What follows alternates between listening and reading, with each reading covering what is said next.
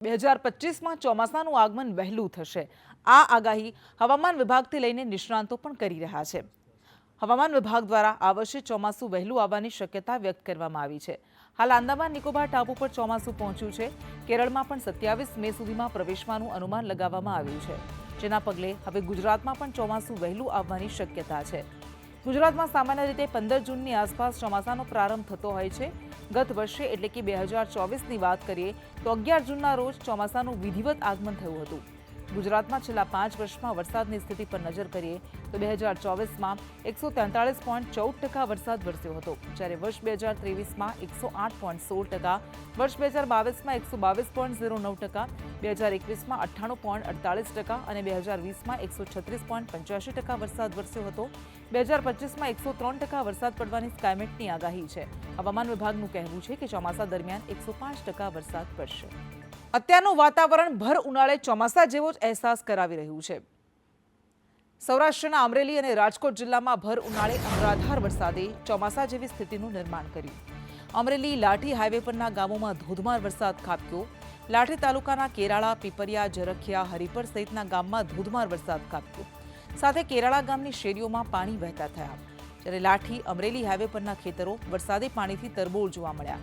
તો આ તરફ લીલિયા તાલુકાના સલડી, લાલાવદર સહિતના ગ્રામ્ય વિસ્તારોમાં પણ મેઘરાજા મન મૂકીને વરસ્યા હતા। તો રાજકોટના જીવાપર, જૂના પીપળિયા, નવાગામ, સાણતલી પંથકમાં પણ મેઘરાજાએ ધડબડાટી બોલાવી 1 કલાકમાં 2 ઇંચ વરસાદ નોંધાતા ખેડૂતોના માથે ચિંતાના વાદળો ઘેરાવા લાગ્યા હતા। આમ સૌરાષ્ટ્ર હોય કે દક્ષિણ ગુજરાત, બંનેના કેટલાક વિસ્તારોમાં, કેટલાક પંથકમાં મેઘ કહેર વરસી રહી છે, જેના કારણે ખેડૂતોમાં ચિંતા છે।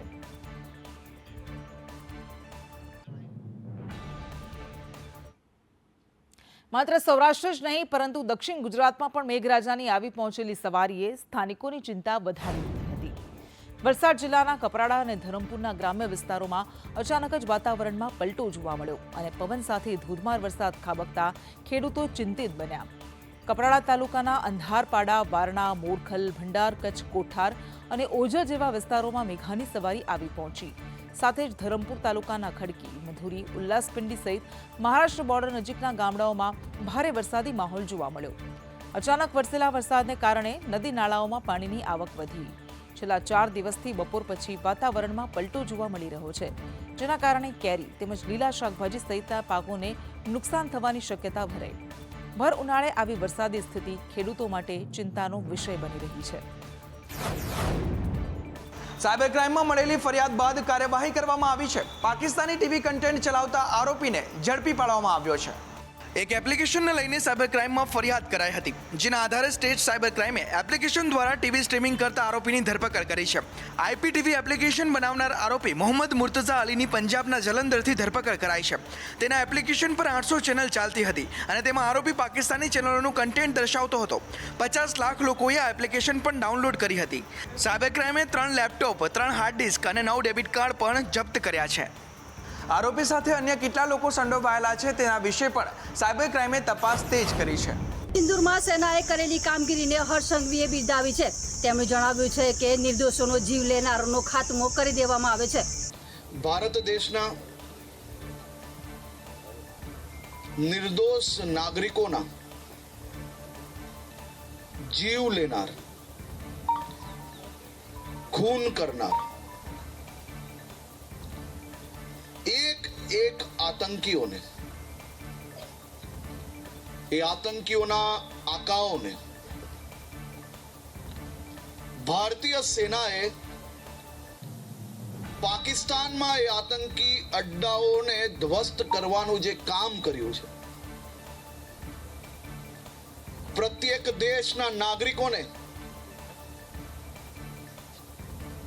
દેશની સેના ઉપર ગર્વ તો છે જ, પરંતુ સાહેબ ગર્વ જોડે જોડે આજે ભારત દેશના નાગરિક હોવાનું આપણે અભિમાન બી હોવું જોઈએ કે મારા દેશની આ સેનાએ કેવું કામ કર્યું। અમદાવાદમાં ફરીથી દાદાનું બુલડોઝર ચાલ્યું છે। મકરબા વિસ્તારમાં આવેલા 292 ગેરકાયદેસર મકાનો તોડી પાડવામાં આવ્યા છે। અમદાવાદમાં અત્યાર સુધીમાં અનેક વિસ્તારમાંથી ગેરકાયદે બાંધકામો દૂર કરવામાં આવ્યા છે, ત્યારે હવે અમદાવાદના મકરબા વિસ્તારમાં પણ ગેરકાયદેસર બાંધકામો હતા તેના પર બુલડોઝર ફેરવવામાં આવ્યું છે. મકરબાના અલીફ રો હાઉસમાં ડિમોલેશનની કામગીરી કરવામાં આવી અને 292 જેટલા મકાનો એએમસીએ તોડી પાડ્યા છે. રિઝર્વ પ્લોટ અને ટીપી રોડ પર જેટલા મકાનો બનાવ્યા હતા તે તમામ મકાનો તોડી નાખવામાં આવ્યા છે.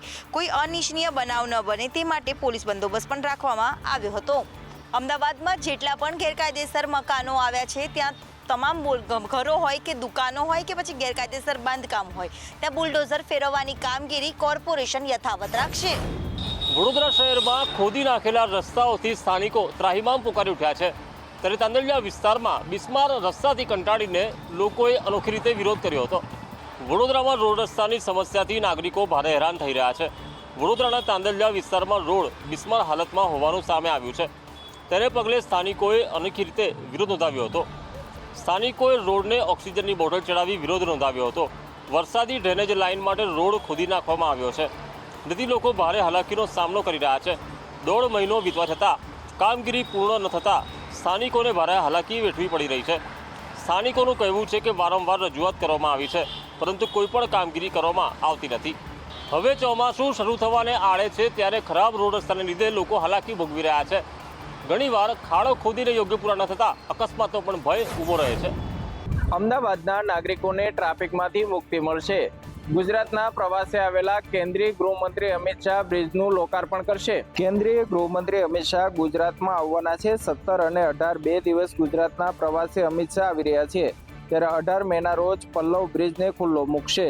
સાથોસાથ 117 કરોડના ખર્ચે બનાવવામાં આવેલો પલ્લવ બ્રિજ અને 1.5 લાખ લોકોને ટ્રાફિકમાંથી રાહત આપશે. દિવસે ને દિવસે ટ્રાફિકની સમસ્યા વધી રહી છે તેને ધ્યાનમાં રાખીને આ બ્રિજ બનાવવામાં આવ્યો છે અને આસપાસના સ્થાનિકોને બ્રિજ બનતા ટ્રાફિકમાંથી રાહત મળશે. આ બ્રિજની 925 મીટર ઊંચાઈ અને 840 મીટર બ્રિજની પહોળાઈ છે. બંને તરફ બ્રિજ પર 99 લાઇટ પોલ નાખવામાં આવ્યા છે. બ્રિજ શરૂ થવાના કારણે પરિણામે નારણપુરા, વાડજ, અખબારનગર, એઈસી તરફ અવર જવર કરવામાં વાહન ચાલકોને વધુ સરળતા રહેશે.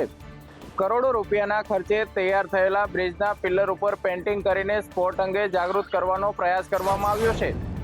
થરાદમાં આઇકોનિક રોડની કામગીરીમાં ભ્રષ્ટાચારના આરોપ લગાવાયા. રૂપિયા 1.30 કરોડના ખર્ચે બનેલા 850 મીટર રોડની ગુણવત્તા પર સવાલ ઉઠ્યા છે.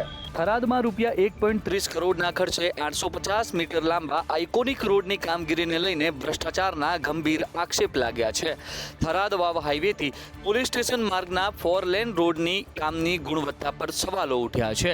રોડની કામગીરીને લઈ લોકોએ નારાજગી વ્યક્ત કરી છે. જૂના આરસીસી રોડને દૂર કર્યા વિના જ તેના પર કપચી અને ડામર પાથરીને રાતોરાત કામ પૂરું કરવામાં આવ્યું હોવાના સ્થાનિકોએ આરોપ લગાવ્યા છે. લોકોના ટેક્સના પૈસા બરબાદ થઈ રહ્યા છે. 24 કલાકમાં જ વાહનો રોડ ઉપરથી પસાર થતા રોડ તૂટવા લાગ્યો છે. નગરપાલિકા અને જવાબદાર અધિકારીઓ સામે નિષ્પક્ષ તપાસની માંગ સાથે સારી ક્વોલિટી અને મજબૂત રોડ બનાવાય તેવી લોક માંગ ઉઠી છે.